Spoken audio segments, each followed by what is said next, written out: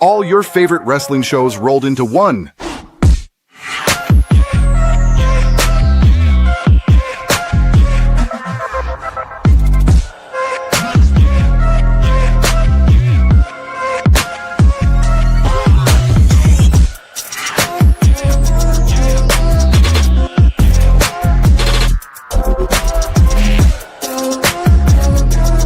Welcome to the We Book It podcast. Let's start the show. Hello and good Monday evening, everybody, and welcome to another edition of Monday Night Raw Dog. I am your host, Coach, and I am pleased to be joined once more by my esteemed co-host and producer of tonight's episode. He is enjoying some wonderful food right now as we are beginning this episode. Let's give it up for Big Daddy C. What's up, We Book It fam? I am back again to talk some Monday Night Raw action with the coach. Man, missed a lot of fun yesterday, Coach, but I know you had business to attend to. Baseball team, but hopefully you give us a little bit of that energy on tonight. We'll see. But yeah, my Popeyes is finished. I think I had like one piece left to knock out, so it's all good done now. It's 2 straight days I had Popeyes, so yeah, it's I've been more willing to order it late at night now that I know that they stay open until midnight. So in the past, when they were staying open to 10 o'clock, you know, I had a cutoff time, like no Popeyes past 6 or 7 o'clock, because you get the scrap heap of the chicken. Mm-hmm. But the one benefit to ordering late at night is they give you a lot of pieces. So hey, 50-50 shot, you never know. But yeah, let's go ahead and talk some Monday Night Raw. All right, so coming live from Madison Square Garden tonight. So you know they had to pull out all the stops for this, and they did not disappoint. We start out with, surprisingly, Cody Rhodes joining the Monday Night Raw brand for tonight. And as he comes in for his intro and says his signature, "What do you want to talk about?" Stephanie McMahon's music hits, and the crowd was very surprised, but in a great way, giving her some good cheers. And Stephanie comes out and talks to Cody, wanting to give him advice about what he is about to face at WrestleMania with Randy Orton. Basically, she is getting flashbacks of 2009 Randy. This hating ass nigga, man. Like, just go away. Like, this ain't even your show, man. Back up. Hating on the chicken already, man. That's unbelievable. Right. Hello, Jonathan. Hey, Jonathan. Tuning in, man. Thanks for tuning in, my guy. Thanks for tuning in. Appreciate you. Yeah, Stephanie's having flashbacks of 2009 Randy Orton, and she is basically saying that, Cody, you bring out the best in people, but this good guy act is not going to work against this Randy Orton. To which she said, "You're not like your father, Dusty." Got 27 people watch? Oh, shit. Hey, all right. 23 now. Don't say anything, C. Dang, man. All right, go ahead, my man. Basically saying you are not like your father, because your father would be able to get down and dirty with the best of them. To which Cody then replied saying that Stephanie is not like her father, to which got an audible gasp from the crowd, to which Stephanie then slapped Cody across the face, saying that she's just trying to help and that she has witnessed this before, so good luck. To which Cody grabs her before she leaves the ring and says, "Thank you." So a little anticlimactic ending there, but the story being told with that, we knew Cody was going to have to get really involved, like, with his heel side during this. So I am curious to see what is going to happen Friday night when him and Randy are in the same building. Oddly enough, in Randy Orton's hometown in St. Louis, which I am very excited to see because I will be in attendance for that. Thanks to my wonderful girlfriend who is right over here relaxing after a hard-fought victory for her soccer team today, a 3-0 victory. So, but great opening segment to really set the tone for tonight. See, what do you think? I was shocked too. I was in the midst of a nap, but I had it playing in the background, and I woke up when I heard Stephanie's music. I was like, oh shit. and man, that was a nice little touch having her come out there and talk about the past, with Randy and everything like that. And I was like, that was a nice little call back to what happened in the past. So I loved every bit of that. I was shocked to see Cody show up, but because I think he wasn't advertised for the show, and so yeah, it was a nice segment, and kind of they add a little bit more it seemed like with Cody's feuds, like they always gotta tug at the heartstrings, and every feud that he's in, everything is like personal, and you add Stephanie McMahon to the mix. It's definitely gives Cody something to think about going into this match against Orton.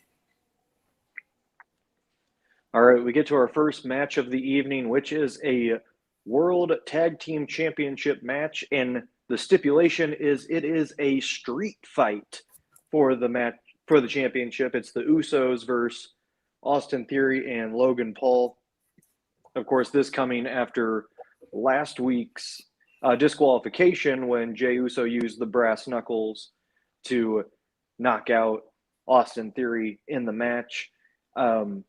This started out hot, a really good spot with Jey doing a jump over the top rope, Jimmy pulling down the ropes, and having Jey hit Theory and Paul.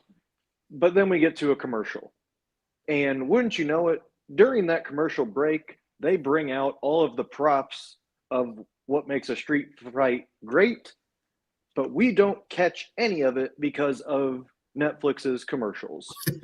And we tune in just in time for the trash cans to already have been bent. Jimmy is trying to open up one of the trash cans again to put over Theory's head. And Frito said it best in our group chat. Why do we need to have commercials when there's 20 different sponsors all over the ring? We do not need to have commercials for that. But this just kind of killed the momentum of the match and really couldn't get going again. LA Knight was on commentary. He barely had anything to talk about because he never got a chance. And I was really interested to see how he was going to be on commentary for that match. But either way, we get towards the end of the match. Logan Paul, I believe that was his mom. Did we confirm that was his mom at ringside, or somebody pretending to be his mom? I'm not sure. Only thing I was focusing more so on Speed than anything. Yeah. So conveniently enough, iShowSpeed is right next to who we're going to say claiming is Logan Paul's mom, as out of her purse, she grabs the brass knuckles, and iShowSpeed is trying to tell Logan not to do it. Don't win this way, even though it's a street fight, which is totally legal for him to do it this way. But you get the point. LA Knight then comes in and starts beating up Logan Paul. Logan starts dragging iShowSpeed out, and they all three are then laying on the floor. And Knight finally gets rid of Logan Paul. And as that happens, Speed picks up the brass knuckles, puts them on, and is kind of admiring them, only for LA Knight to kind of bump into Speed almost, and Speed turns around and knocks him out. And with that, iShowSpeed is embarrassed. He lays the brass knuckles down, and in the ring, we got the Usos taking care of Austin Theory. Jey hits a spear, They line up for the Uso splash. Logan then grabs the brass knuckles back. Jimmy sees Logan getting ready to interfere. He jumps in, tries to jump out and stop him. Logan hits him with the knuckles. Jay sees that, stops Logan, but as that's happening, Austin Theory, limp as ever, somehow rolls over on top of Jimmy and gets the count for the win. So we have new tag team champions going into WrestleMania, and as they celebrated with I Show Speed, you could see Speed was reluctant and was trying to get away from the Vision with that. What this basically means is we're probably getting a Speed versus LA Knight match at Mania. That's what I'm going to assume. And it's all just coming down to the Danhausen curse that he put on Speed, and he's trying to get that taken off. But, I mean, the match and the story that was being told with this match was good. I don't mind that part. It's just the momentum of it was killed because of the freaking commercials. It's just poorly timed commercials by Netflix on that and WWE. It's like, you want us to get invested in the tag team division, but then you went and did that. It was frustrating and took what should have been kind of a big moment, kind of a shock and awe moment. It was just kind of because we didn't have that momentum anymore. See, what'd you think? Hold on. Let me see here. I'm just adding this. Got Todd saying I'm not paying $10,000 or $10 to see Liv Morgan. No way. Hey man, not too much on Liv Morgan, man. Hey, hey man, I'll see her for obvious reasons anytime. But no, yeah, my thoughts on this whole match. I thought it was pretty decent, but like you said, the commercials kind of like messed everything up. And then I don't know what it is with Logan Paul, but it seemed like he always gotta have ISO Speed involved in some way in these big matches, man. And I felt like last time we saw ISO Speed in the ring, he got annihilated by Braun Breaker. Ironically enough, now he's on the side of his crew, and so yeah, I don't know him and LA Knight. I would imagine he's been training with a lot of wrestlers, especially Logan Paul. So he may shock a lot of people in this match if they end up having it at WrestleMania. I think it'd be more like a comedy type thing. But yeah, the match itself with the Usos, I knew they'd be losing the titles based on everything that's been happening with CM Punk and Jay crashing out. Obviously it seemed like he's one to get easily distracted. And so I feel like that's what pretty much took place instead of, keeping an eye on the ball, with Mr. Theory. He had to jump outside the ring on Logan Paul and missed out on Jimmy getting pinned. So I don't know. I think it's a lot that still needs to get settled when it comes to the vision. And so hopefully next week we get everything ironed out for real with all the storylines and stuff. So those are my thoughts. All right, we get to our next segment, which is Liv Morgan. Oddly enough, after that comment coming out to the ring, and she does her usual heel gloating and bringing in the crowd. Surprisingly, not a big pop from the crowd. In past, we've seen even with Liv as a heel that the crowd's been buying into everything. They don't care what she is, but a little iffy on the crowd tonight. I found that kind of interesting. Basically, Morgan talked about how Stephanie Vaquer is done for, dropped some curse words in there, trying to add some intensity, and then talked about how her mother taught her never to let anyone get the best of her, and then made some remarks about Stephanie's mom. First off, why are parents getting involved so much in WrestleMania matches this year? I feel like this is way like we got dads talking and everything. Cheap way to get heat for heels. Bring people's parents into the promos or storylines. I feel like it's a cheap way to get the crowd invested. Honestly, right. Well, anyway, she said that about Stephanie's mom. Stephanie then hit the ring and they started brawling. And right as Stephanie got the chair out to hit Morgan, we see Roxanne Perez make her return, and they double team Stephanie, Liv, and Roxanne. Roxanne then sets the chair down. Liv hits Oblivion on Stephanie, and that ends the segment. The main thing I see from this, we are looking at two different types of women's main event matches between Liv and Stephanie and Rhea and Jade.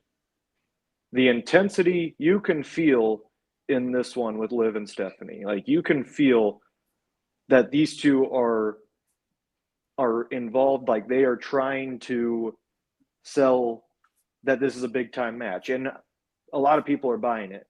I'm not seeing that over on the SmackDown side with Jade and Rhea, besides just two powerhouse women going at it. The story that they're going at is not that compelling compared to Liv and Stephanie, and I think this kind of proved the point even more tonight. What do you think, Steve?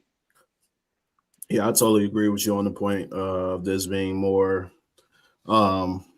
interesting than the Rhea Jade feud. This segment though, I loved it. Man, Fritos, man. As I'm watching Stephanie with her attire on, my mind is just going to different places. And Fritos right on cue was like in a group chat, was like, yeah, I'm going to take a cold shower, be right back. I'm like, hey, listen. Like, I'm like, Stephanie's attire was supreme. But no, yeah, like you said, the intensity with these women is, it definitely makes you invested. Liv being the I'm not gonna say perfect heel, but she's the perfect heel for Stephanie. It works a lot better than it was with her and than Rhea, even though it was a lot personal with that too. But I just feel like now you add Roxanne into the mix. Now that she's back, we thought it was going to be some other stuff, with the Judgment Day, her having some issues with how that ended up, but we looks like they may not go down that route. I just think, I'm ready for this match. I'm more invested in this than I am Jade and Rhea. We talked about it on the pod yesterday. Which match are we more excited for? Which one are we least excited for? And for me, it was the Jade versus Rhea, because I honestly feel like Rhea shouldn't have been in the match to begin with. But it was more of a pivot because obviously Bianca's not back yet, and I don't think they are wanting to put Tiffy back in that mix yet. So yeah, those are my thoughts on it. I'm ready for this match. All right, our next match of the evening is another championship match. It is the women's tag team championship match between Lyra Valkyria and Bayley versus Lash Legend and Nia Jax. And really the star of this was Bayley with her in-ring work. She was fantastic in the match. I also really liked what Lash Legend has been doing with her in-ring work. Both of them together are great. But once again, this match couldn't really get off, this time not by commercials, but by the inevitable interference with the match. Of course, you have the Bella Twins coming out. Then you had Charlotte and Alexa coming out, and both teams in the match were distracted by both teams on the outside. It was just kind of like, that we could have this could have been sent in an email, pretty much. Like, we all saw this one coming. I guess you did have to have the match for storyline's sake, but it was just kind of like, yeah, we saw this one coming. So it wasn't anything crazy, and we do eventually get that fatal 4-way announcement. So it'll be all 4 of these teams battling it out at WrestleMania for the Women's Tag Team Championship. I do think that's going to be a good match. Don't get me wrong, but the build up tonight was just kind of like more of, okay, we got that over with. Now it's official. Let's move on, kind of thing. Do you know what I mean by that? See? Yeah. I think I was good until the Bella twins showed up, and by that time I was ready to turn the TV off. And I was just like, and one thing I was about to say, get these bitches off my screen, but I was like, you know what? I just got to accept it for what it is. They're going nowhere. WWE wants them back, and I'm just like, all right. As long as they lose, I'm good. I was hoping that after what you put in the chat about Nia Jax accidentally injuring her or her leg, I thought that would have been, a long-term type of thing, but I guess not. So hopefully they can put an end to the Bellas at WrestleMania and go ahead and ship them back to wherever they need to go. But yeah, those are my thoughts. All right. Match. Yeah, like I said, I was cool until they showed up. So I was just like, match, it is what it is. I don't care.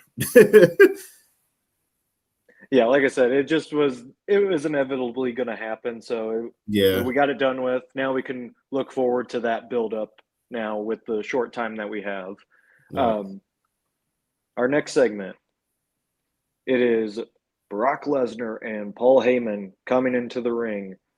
2 weeks in a row, Brock Lesnar has been humiliated by Oba Femi, and Paul Heyman made up the excuses of, one, the first time, he was distracted by Seth Rollins. Second time, he was not properly dressed to fight. But this time, Brock is out in his wrestling attire, ready to fight. And as Paul Heyman goes through his normal shtick of talking about what Lesnar is going to do to Oba Femi, Brock snatches the mic and yells for Oba Femi to get out there. Of course, that brings out Adam Pearce, who says, no, I am trying to preserve this matchup because everyone wants to see it. True. But we don't need anybody getting hurt before then. So, of course, he brings out security. Brock isn't happy. Paul's not happy. Adam Pearce is trying to keep everyone calm. But then Oba Femi's music hits. And he struts to the ring and just completely wipes out the security guards. Pretty sure he broke a guy's back with how far he tossed him with that fall from grace. And instead of going into the ring, he starts walking around the ring, baiting Lesnar to make a move, which is something we have hardly ever seen with Brock Lesnar. And then finally, as Oba got into the ring, him and Brock getting ready to go one-on-one, Triple H comes out and breaks it up and tells them, wait till WrestleMania. Brock leaves in anger, and then F5's that same security guard who got his back broken by Oba Femi, and then walked away, and that's how the segment ended. Frustrating that we didn't get to see it, of course, but the build-up for it is the main reason. Like, it sucks, yes, because I really wanted to see it too, but they're just throwing out the teases right now because we just have 2 more weeks left till WrestleMania, and it's going to be, I'm sorry, more like 3 weeks. We have 3 weeks till WrestleMania, and they're just building up the hype for it, and it's working because I've already been sold on this match. After the first encounter, now I'm really sold because I want to see these 2 guys go one-on-one. What do you think, C? Man, I loved all of this. I was just sitting there. I was like, yeah, let's go. Been waiting on this. We've been waiting on this. And then I'm like, just watching. I'm like, these security guards about to get messed up as usual. And that super, bro, when he tossed that man in the air and his back literally hit the, like, I don't know, like, is there padding or is it just pure concrete? I need to know what that. I feel like there's some padding, but it's not a whole lot. Oh man, I was just like, man, hopefully it got some type of protection under those shirts. But yeah, man, but for it to be the same guy to get F5, that was wild.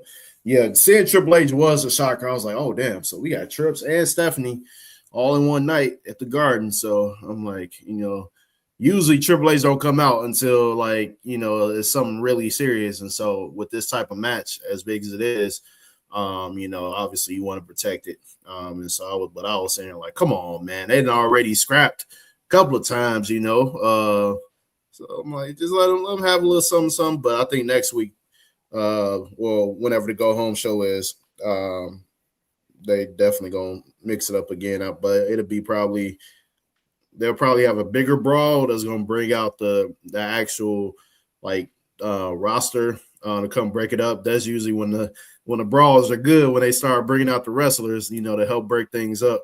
So I thought that would have been tonight, but no, usually they kind of save those for the go home shows. So but I enjoyed it. All right, we get to our next match, which is an Intercontinental Championship match between Penta and Kofi Kingston. And this one was interesting in the way because Kofi was not wanting outside interference from Grayson Waller. Kofi wanted to show that he could still do this on his own because he has not held a title since 2012. Of course, we're not going to mention what happened then, but at the same time, I'm sorry, it wasn't 2012. This is what I'm looking up his line here. It was the IC title since 2012. He hasn't won the IC title since 2012. I'm sorry, I need to clarify that. But either way, he wanted to prove that he still got it. Very solid matchup between him and Penta.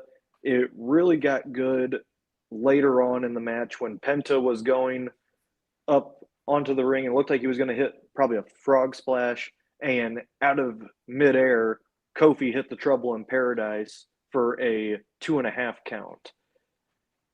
As Kofi was mounting his comeback, it was the Mexican Destroyer that Kofi sold perfectly with that, pretty much making his body go limp, and Penta got the cover for the win and the defense. After the match, Jackie Redmond comes to the ring and interviews Penta, to which Penta says he is looking forward to WrestleMania and that he will defend his Intercontinental Championship match, or his Intercontinental Championship, in a ladder match. And that's all he said. So we have no idea who's going to be participating in this. All we know is that Penta is willing to put his title on the line with a ladder match.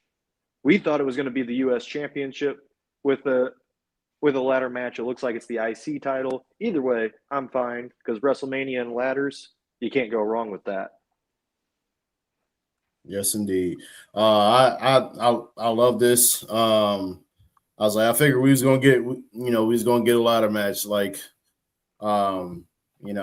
this WrestleMania, it just seems incomplete without a ladder match. Like you got to have at least one, for a championship. And I also miss when Money in the Bank used to be a WrestleMania themed match. I want us to get back to that, but obviously, they want to be able to showcase a lot of people, so that's why they made it its own pay-per-view. Yeah, I enjoyed this. I think that this ladder match will be one of the best matches on the card, or the entire weekend, to be exact. And so hopefully part of me feels like I don't think it might get one more surprise entrant. Who knows? I don't think it's just gonna be 5. Normally you get 4 to 6 or maybe 8 contestants. I don't like the odd number ladder matches. Like it's just me, but the odd number ladder matches I've never been fine with.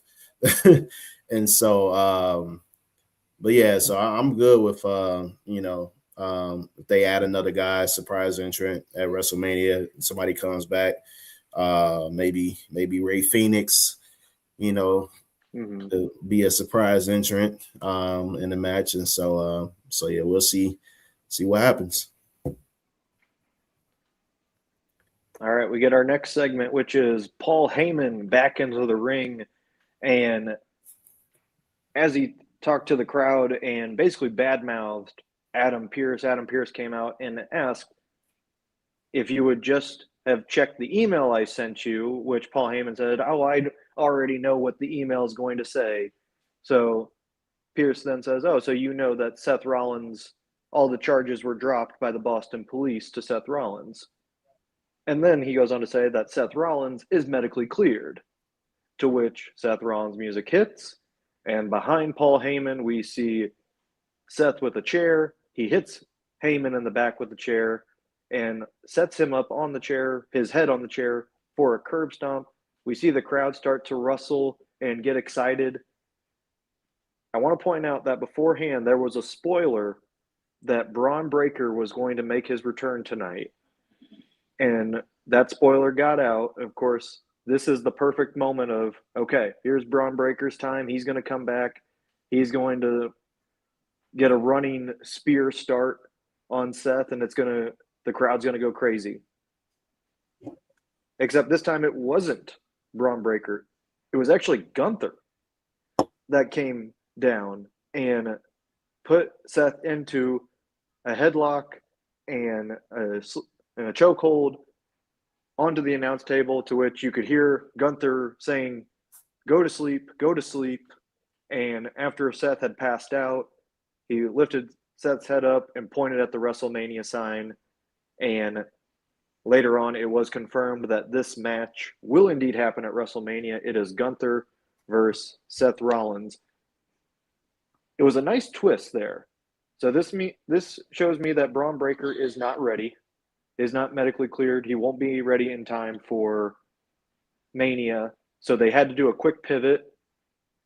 I am intrigued by this. And one thing that Michael Cole said on commentary that I think went over a lot of people's head, he said, of course, Gunther, the career killer.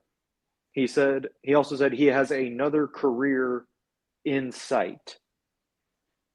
With Seth's history of injuries, do we think, this is all speculation, do we think this could be a career on the line match for Seth Rollins?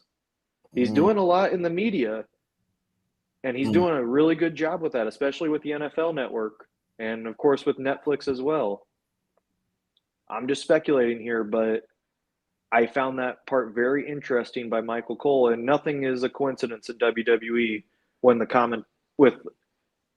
commentators or any promo when they sneak in stuff. So, what do you think of the pivot segment, and could this be it for Seth Rollins?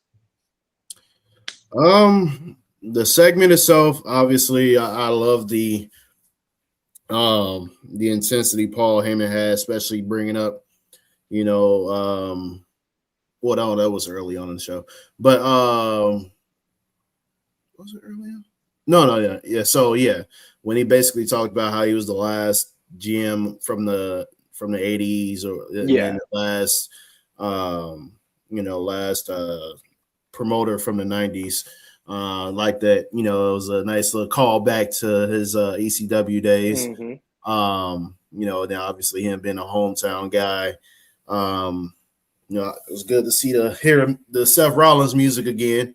And I did think, the Gunther part was a surprise. I wasn't sure what his status was going to be for Mania, but now we know, because I was one of those people that was like, what the hell is Gunther at? Like, where has he been? But now, it's good to see he's back. He's gonna have a meaningful match at Mania, and so I don't think, to your theory, I don't think it's gonna be a retirement match. I think Seth has a lot left in the tank. Just based on past interviews, he didn't sound like he was, ready to, call it quits. But I'm pretty sure, just like Cody, he's like thinking about the future, obviously, and him being a father now, and he got his own wrestling school. He got a lot of guys that's that he's trying to get on the come up. Some of those guys have already made their quote unquote debut in WWE, even though as masked men. but it's been revealed that a few of those guys are people from his wrestling school. And so I think that he's definitely going to be focusing on a lot, trying to get those guys on point. And then obviously once they get over to, the Performance Center, he's going to be, doing a lot more. I think he's going to be doing a lot more part-time at some point. But I think he's far from retirement. He'll eventually get towards that part-time status, how Roman is right now. Some people may think he's already on part-time status. He's pushing it. I mean, but he's earned it, honestly. He's been in this thing. He's been in the WWE for well over a decade now, probably around the same time as Roman anyway. So they've definitely earned their stripes to be able to have that time off. And we're in different times now compared to how it was, growing up, how it was like pretty much all year round on the road. We heard Cody talk about it, we heard Seth talk about it. It's pretty much a little bit over 200 days that they're working out of the year. And so I don't see this being a retirement thing for Gunther. I think for Seth he's not at that level to where he's not at the point where he needs to be having retirement matches. So I think with Cena and AJ, that was different because they've been in the game for about nearly 30 years, at least 20, 25. Yeah. So, but yeah, with Seth Rollins is different, even with the injury history. I think he's not done yet, not even close. All right, we get to our next match, which is Io Sky versus Raquel Rodriguez. They didn't even get entrances. It just was straight into the match on Netflix. And of course, as soon as we do, hey, guess what? Another commercial break. But as the match went, it was really what happened afterwards or during the match. Asuka and Kairi Sane came out, and Kairi was clearly talking to Io about probably apologizing to Asuka or being a part of their team again, to which Io was not a fan of it. Then Raquel knocked Kairi Sane down. Match continued. Asuka then looked like she was about to slap Kairi Sane. Io then came out and hit Asuka. Io gets back into the ring. Raquel hits the Tejana bomb and wins the match. It was a decent match. We've definitely seen better from these two together, but all in all, it was just more about what I've said before. It's that Kairi trying to break away from Asuka. That face turn is coming for Kairi soon, and it looks like Io is going to try and help with that. I don't know if that means Io and Kairi are going to be a tag team together, or if we're going to get a Kairi Sane singles run. That's more later, but definitely they're leading to that face turn. See any thoughts on this match? Nope. This is going to be a Pittsburgh for me. Understood. Yep. All right.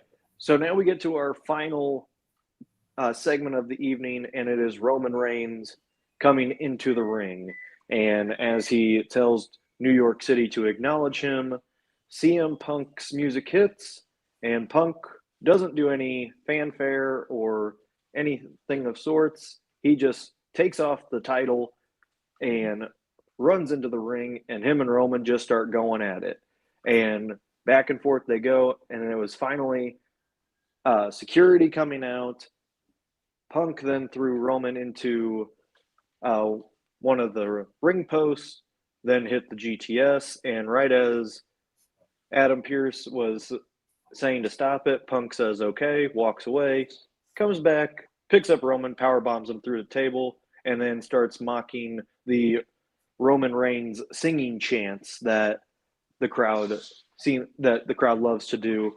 And Punk then tightropes along the barricades, and that's how the Monday Night Raw ended. I'm glad that we finally got some physicality and less talking with these two, because the promos have not been hitting like they should, especially after Punk's dead dad dig at Roman. It's just the promos have been kind of flat, but now just if you get to the physicality of it, I think that was perfect. No Usos involved. That was a nice touch that I think is going to get overlooked or maybe even marginalized, because it's like, oh, hey, maybe Roman does need the Usos to win, because that's been Punk's whole argument, is that Roman needs help to win championships. So it was a nice way to end the night. And like I said, this feud really needed more physicality and not just what Roman did last week. You needed Punk to respond, and that was the right way to do it. I mean, overall, I think tonight's show was really great. We haven't had a consistent Monday Night Raw of excellence. I'm not saying that tonight was there, because there were still some low points, but if you remember the highs more than the lows, I'm talking about those Netflix commercials. That's mainly one of my biggest lows. Everything else was great tonight, and it truly felt like a pre-WrestleMania show that we've been kind of begging for the last couple of weeks, of like, why aren't we getting any build towards some of these matches? Why isn't there more urgency? Well, we're 3 weeks away. The urgency has finally hit, and I am curious to see what happens over on the SmackDown side of things, because we do have a couple of things lined up already there. We'll see what happens if we're going to get anything else as well. But we're getting a pretty big WrestleMania card here, and it's not like that from Triple H before. Usually we only see about 4 or 5 a night. We're looking at maybe 6 matches a night, and I'm not mad about it.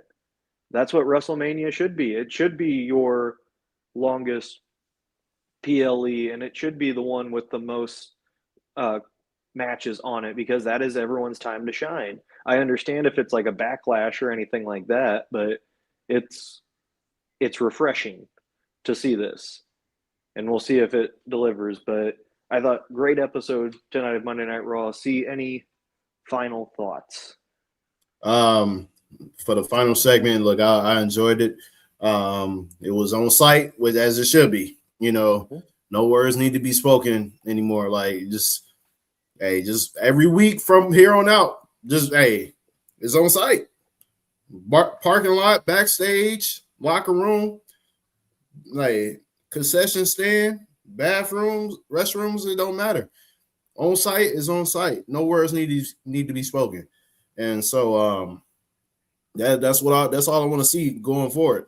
You know, we got Roman. He had his big attack on Punk last week. Punk responded tonight. Let's keep it going next week. And so we'll see what happens. Hopefully the Usos they ain't got championships no more. So we know they don't do the rematch clauses and all that other jazz anymore. So we'll see how everything plays out with that. Yeah, I was happy to see this on site. On site. That's all I need to see from all storylines from here on out. On site, no promos. We've gotten past the promo. It's on site. Yeah, I need to see everybody brawling on Raw and SmackDown. NXT, same thing for going towards Stand and Deliver. You need on site, no promos. I just want to see action. That's it. That's all I got to say overall. Great show tonight. Madison Square Garden, they usually show out for those shows. And so, we'll see what the next 2 weeks bring for both Raw and SmackDown. So that's all I got to say. All right, and that's going to wrap it up for us here tonight on another edition of Monday Night Raw Dog. Thank you to everyone who tuned in tonight and left comments for us. We really appreciate that. Keep commenting on it. Tell us what you want to hear from us. We would love hearing from you. Please, if this is your first time, like, share, subscribe all to all of our content, because we don't just have a Monday night show. We have a Tuesday night show. We have a Wednesday night show. We have a Friday night show. And, of course, we have our Sunday show where we talk everything in the world of wrestling. See, you got one more thing? I just wanted to ask, you have any particular thoughts on Mr. Sami Zayn winning the United States Championship on SmackDown?